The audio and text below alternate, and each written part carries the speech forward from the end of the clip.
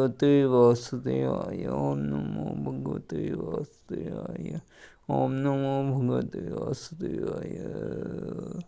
नारायणं नमस्कृत्य नरं चैव नरोत्तमं देवीं सरस्वतीं व्यासं ततो नष्टप्रायेषु भद्रेषु नित्यं भागवतसेवया भगवते उत्तमश्लोके भक्तिर्भवत्यष्टमे।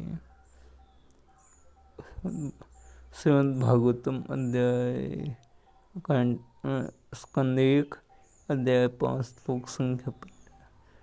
जुगुप्सितं धर्मकृतेन शाश्वतः स्वभावरक्तस्य महान्यतिक्रमः यद्वाक्यतो धर्म इति स्थितो न मन्यते तस्य निवारणं जनः। जुगुप्सितम अत्यंत घृणित, धर्म करते धर्म हेतु अनुशासित इसके अनुसार, स्वभाव रक्त स्वभाव से अनुगत महान व्यतिक्रमांचित यदवाग्यता जिसके उपदेश से धर्म इति इस प्रकार है। इतर जन सामान्य स्थिर नहीं मान्यते सोचते तस्य उसका निवारण निषेध वे लोग। अनुवाद सामान्य लोगों में भोग करने की स्वभाव प्रवृत्ति होती है। तुमने धर्म के नाम पर नहीं वैसा करने या करते रहने के लिए प्रोत्साहित किया है। यह अत्यंत अत्यंत अनुचित है। जो वे लोग तुम्हारे उपदेशों के अनुसार मार्गदर्शन प्राप्त करते हैं तब वे ऐसे कार्यों को धर्म के नाम पर ग्रहण करेंगे या निषेधों की परवाह भी नहीं। तात्पर्य श्री प्रभुपाद के द्वारा श्री प्रभुपाद की जय। श्री नारद ने यहाँ महाभारत अन्य साहित्य में उद्धृत कर्म के अनियमित अनुष्ठानों के आधार पर श्री वेद संगठित वैदिक ग्रंथों की भर्त्सना की है। मानव प्राणियों में जन्म जन्मांतर से दीर्घकालीन भौतिक संगति के कारण भौतिक शक्ति पर पूर्णता प्राप्त करने की स्वाभाविक प्रवृत्ति होती है। उन्हें मानव जीवन के उत्तरदायित्व का कोई बोध नहीं हो पाता है। यह मानव जीवन मोह में पदार्थ के चंगुल से छूटने का अवसर होता है। वेद भगवत धाम पहुँचाने के निमित्त है। 84 ज्ञानियों के आगमन चक्र में घूमते रहना दंडित पद्धतियों के लिए बंदी जीवन के समान है। मनुष्य जीवन इस बंदी जीवन से बाहर निकलने का अवसर होता है। तो मनुष्य का एकमात्र कर्तव्य यह है कि वह भगवान के साथ अपने भूले हुए संबंध को पुनः स्थापित करे। ऐसी परिस्थिति में धार्मिक कृत्यों के ज्ञान में इंद्रियों की योजना बनाने को प्रोत्साहन नहीं दिया जाना चाहिए। मानव शक्ति के ऐसे विक्षेप से पथभ्रष्ट सभ्यता का जन्म होता है। महाभारत इत्यादि में वैदिक व्याख्या के प्रमाण स्वरूप है। अतः उनके द्वारा किसी भी रूप में इंद्रियों को प्रोत्साहन देना आध्यात्मिक विकास में भारी और होता है, क्योंकि लोग उन भौतिक कार्यों को त्यागना नहीं चाहेंगे जो उन्हें बहुबंधन में जकड़े हुए। मानव सभ्यता की किसी विशेष अवस्था में जब धर्म के नाम पर ऐसे भौतिक कार्यों का योग के नाम पर वस्तुबली का बोलबाला हुआ तो भगवान बुद्ध के रूप में अवतरित हुए और धर्म के नाम पर पशु उत्पन्न करने के उद्देश्य से वेद प्रमाण की निंदा की। नारद को इसका पूर्वाभास हो गया था तो उन्होंने साहित्य की निंदा की। आज भी मांसभक्षी लोग धर्म के नाम पर किसी देवता या देवी के समक्ष पदोली चढ़ाते हैं, क्योंकि किन्हीं वैदिक ग्रंथों में ऐसे नियमित यज्ञों की संतुष्टि की जाती है। उन्हें मांसाहार से विरत होने के उद्देश्य से ही इस प्रकार की संतुष्टि की जाती है। लेकिन धीरे धीरे ऐसे कृत्यों के उद्देश्य से उड़ा दिए जाते हैं और गुस्से के प्रधान बन जाते हैं। इसका कारण यह है कि ऐसे मूर्ख भौतिकतावादी व्यक्ति उन लोगों की बातें नहीं सुनना चाहते जो वैदिक अनुष्ठानों की व्याख्या करने में समर्थ है। वेदों में स्पष्ट कहा गया है कि जीवन की सफलता न तो किसी प्रेत ग्रंथ के लिखने, न धन संचय करने और न ही संतति बढ़ाने में है। इसे न शक्ति द्वारा ही प्राप्त किया जाता है और भौतिकता आदि व्यक्ति ऐसे आदेशों का अनुसरण करते हैं। उनके अनुसार तखत संन्यास आश्रम उन व्यक्तियों के लिए है जो किसी शारीरिक दोष के कारण जीविका गंवाने में सक्षम है, या उन व्यक्तियों के लिए जिन्हें पारिवारिक संपन्नता नहीं मिल पाई। निसंदेह महाभारत जैसे इतिहास ग्रंथों में आध्यात्मिक विषयों के साथ साथ लोक विषयों की भी चर्चा है। महाभारत में भगवत गीता सन्निविष्ट है। महाभारत की संपूर्ण विचारधारा के अंतिम परिणति भगवत गीता के इस चरम उद्देश्य के रूप में होती है कि मनुष्य को चाहे कि सारी व्यवस्थाएं त्याग कर भगवान श्री कृष्ण के चरण अरविंदों के शरण में जाकर अपने को पूरी तरह लगा दे। लेकिन भौतिकतावादी प्रवृत्तियों वाले लोग और राजनीतिक अर्थव्यवस्था परोपकारी कार्यों में अधिक रुचि रखते हैं, जिनका उल्लेख महाभारत में है, और मुख्य विषय अर्थात भगवत गीता के प्रति कम रुचि दिखाते हैं। नारद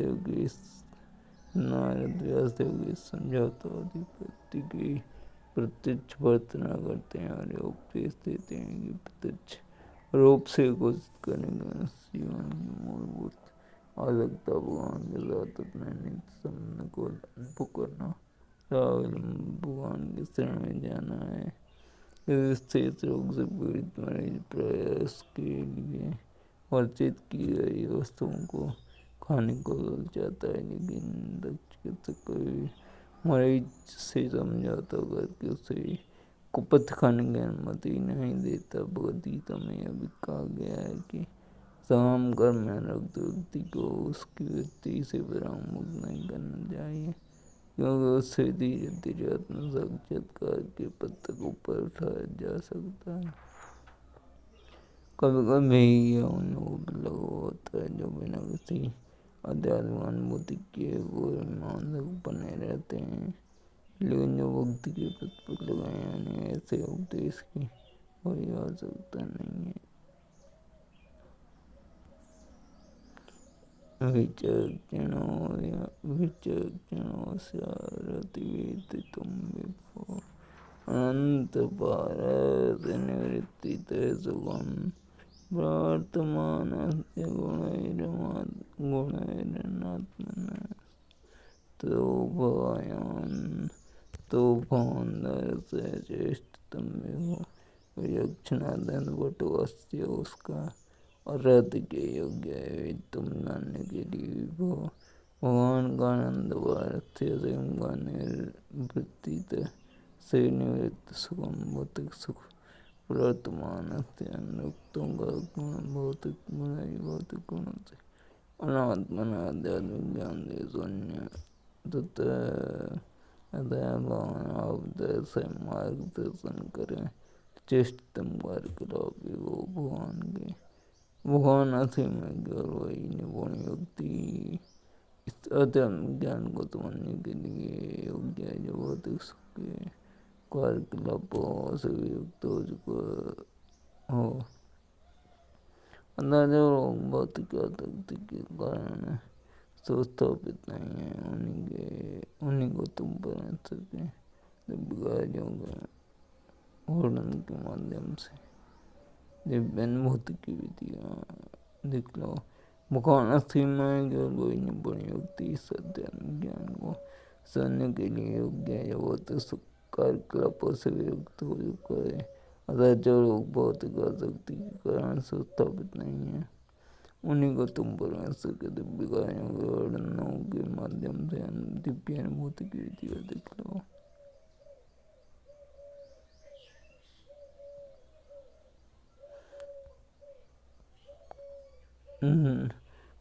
तात्पर्य ईश्वरीय विद्या का विज्ञान कठिन विषय विशेष रूप से जब उसमें भगवान के दिव्य स्वभाव का वर्णन हो। यह ऐसा विषय नहीं है जिससे भौतिक कार्यों में अत्यधिक आसक्त रहने वाली व्यक्ति समझ सकें। केवल वे इस महान विज्ञान का अध्ययन कर सकते हैं जो आध्यात्मिक ज्ञान के अंदर भौतिक कार्यों से प्रायः निवृत्त हो चुके हैं। गीता में स्पष्ट कहा गया है कि हजारों लाखों व्यक्तियों में से वो एक व्यक्ति ऐसा होता है जो दिव्य अनुभूति में प्रवेश करने का अधिकारी होता है, और वैसे हजारों स्वरूप से व्यक्तियों में से कुछ ही व्यक्ति इस ईश्वरीय ज्ञान को समझ सकते हैं जिसमें ईश्वर को पुरुष रूप में वर्णित किया जाता है। अतः नारद से व्यासदेव को प्रत्यक्ष उपदेश देते हैं कि वे भगवान की दिव्य लीलाओं को बताते हुए ईश्वर के विज्ञान का वर्णन करें। व्यासदेव स्वयं इस विज्ञान में पटु हैं और वे भौतिक भोग से विरक्त हैं, तो वे इसको वर्णन करने के अधिकारी व्यक्ति हैं, और उनके पुत्र से सूक्त को समय उनसे इसे ग्रहण करने के लिए सभी व्यक्ति हैं। श्रीमद् भागवत सर्वोत्कृष्ट ईश्वरीय विज्ञान है, अतः यह जन सामान्य पर उसका का प्रभाव दिखा सकता है। जो इस ग्रंथ में भगवान की दिव्य लीलाएं हैं, अतः भगवान इस ग्रंथ में कोई अंतर नहीं है। इस ग्रंथ भगवान का यह ग्रंथ भगवान का साहित्याकार है। इस ग्रंथ का निपट साधारण जन भी भगवान की लीलाओं का वर्णन सुन सकते हैं। इनसे वे भगवान का सानिध्य प्राप्त कर सकते हैं और इस तरह क्रमशः भावरोग से शुद्ध हो सकते हैं। नहीं पटु भक्त करना ऐसी नवीन विधियाँ निकाल सकते हैं। इसे देश काल के अंदर भक्तों को बदल सकें। भक्ति में गतिशील सेवा प्रक्रिया है, और पटुभक्ति भौतिकतावादी जनता के मन बुद्धि में इसे प्रविष्ट कराने की कोई विधि निकाल सकते हैं।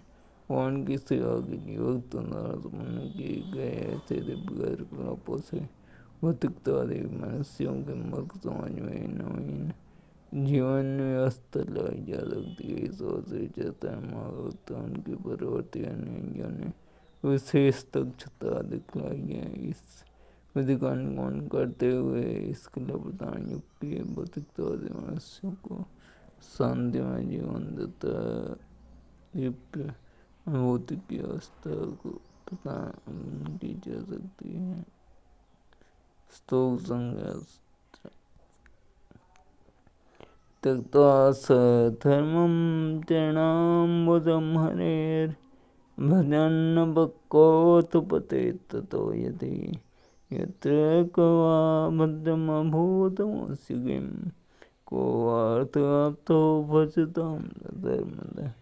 त्यक्त्वा त्याग कर सधर्म प्रवृत्ति पर कार्य को चरणाम्बुजं कमलारे भगवान हरि के भजन मुक्ति के दौरान भगवान कच्ची अप्रौढ़ अथ के लिए पतेत गिरता है तथा उस स्थान से यदि यंत्र जहाँ यंत्र किस तरह का वह या व्यंग से अभद्रम प्रतिकूल भूत होगा मुझसे उसका किम कुछ नहीं कर वार्त क्या लाभ है।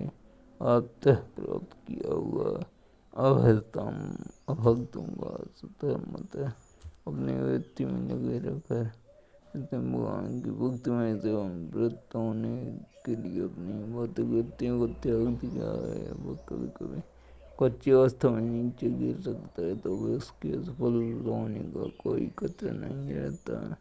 इसके विपरीत अभक्त चाहे अपनी वृत्तियों में पूर्ण रूप से रहते क्या न हो, उसे कुछ भी लाभ नहीं होता।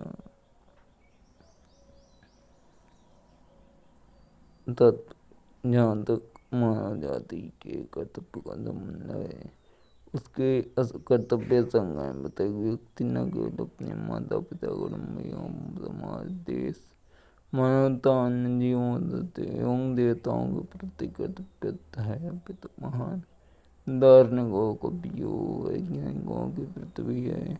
शास्त्रों में मनुष्य ऐसे सारे कर्तव्य को त्याग कर भगवान के शरण ग्रहण कर सकता है। यदि कोई इस तरह से करता है और यदि भगवान की भक्ति में सेवा करने में सफल हो जाता है तो यह सब ही है। लेकिन कभी कभी ऐसा होता है कि मनुष्य क्षणिक भाव भी इसमें आकर भगवान की सेवा में समर्पित हो तो जाता है, लेकिन अंत तक किसी न किसी कारण से कुसंगति व सेवा मार्ग से च्युत हो जाता है। इतिहास में इसके अनेक उदाहरण मिलते हैं। महाराज भरत को एक मृग के प्रति आसक्त होने के कारण मृग का शरीर धारण करना पड़ा। जब वे मर रहे थे तो मृग में सोच रहे थे जन्म में मृग बने, लेकिन वे अपने पूर्व जन्म की घटना को भूले नहीं थे।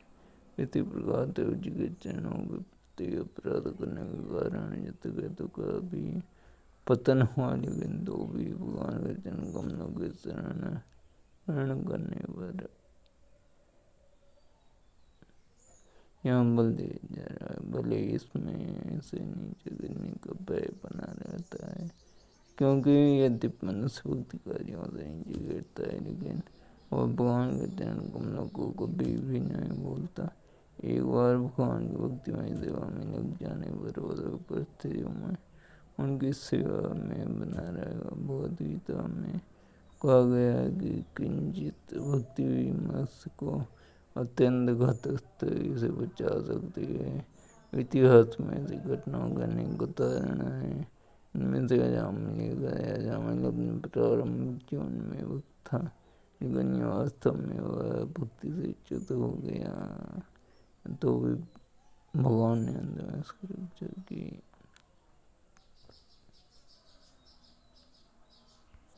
श्लोक संज्ञा था तथैव हेतो प्रेतयेत कोविदो न लभ्यते यत्प्रमदामुपैत लम्भते दुःखोऽन्यथा दुःखं कालेन सर्वत्रगमेर्ब्रह्मसा तस्य उसी एव केवल हेतु कारण का प्रयत्न करना चाहिए। कोविद आध्यात्मिक रूप से प्रवृत्त नहीं लभ्यते मिलता है, जो ब्रह्मधाम विचरण करते हुए ऊपर से नीचे तक तत्व लभ्यते प्राप्त किया जा सकता है।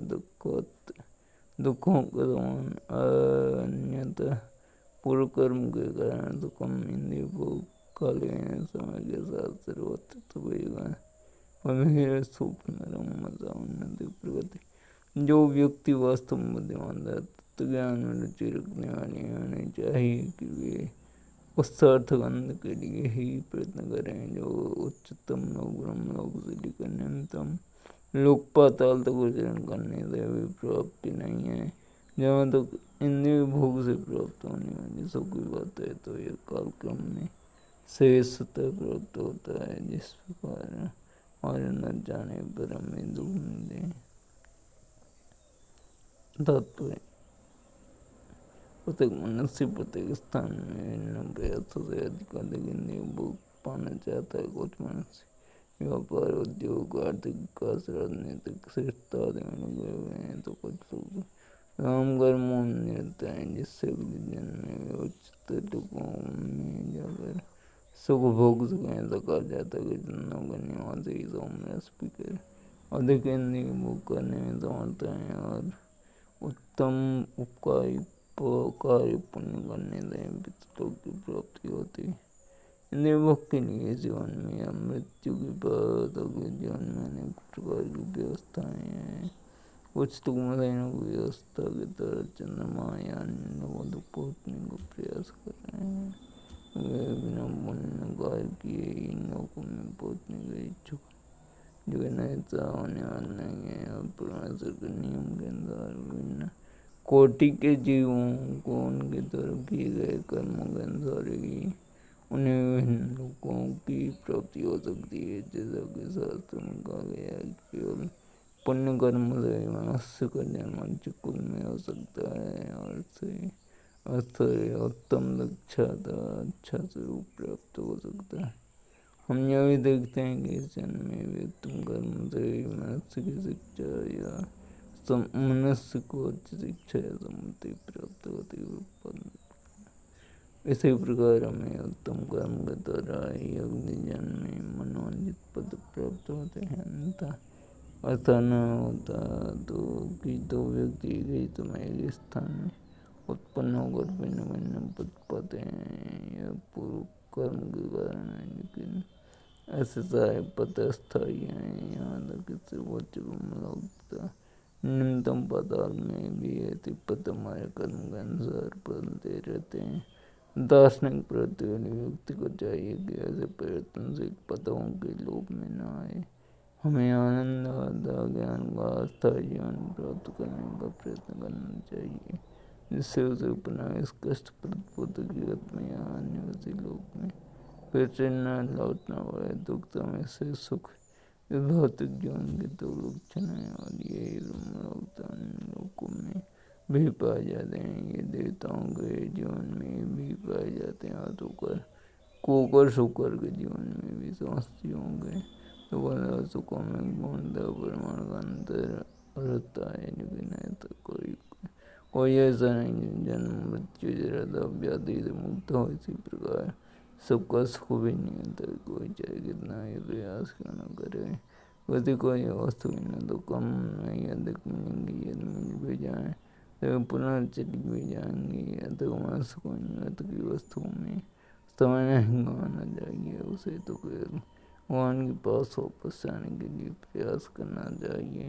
यही है कि जिनको लक्ष्य होना चाहिए। हरे कृष्ण कृष्ण कृष्ण कृष्ण हरे हरे, हरे राम हरे राम।